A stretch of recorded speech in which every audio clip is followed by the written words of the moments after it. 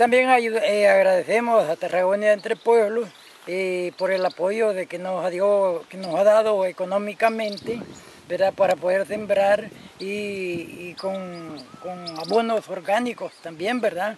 Para que con los abonos orgánicos se lleva una mejor alimentación a nuestra familia y quizás no a nuestra familia, sino que quizás a todas las comunidades que podemos compartir estos alimentos, ¿verdad? Que son los mejores que pueden haber con abonos orgánicos. Y también pues, ya que ahorita que hemos comenzado estos cultivos así, que vamos viendo que es mejoría para nosotros los agricultores, ¿verdad? Irlos desarrollando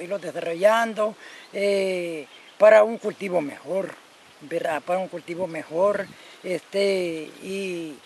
y para un mejor desarrollo y que no nos falte pues nuestra alimentación y repito, le agradecemos a Tarragona de Entre Pueblos de que nos siga apoyando de hoy en adelante.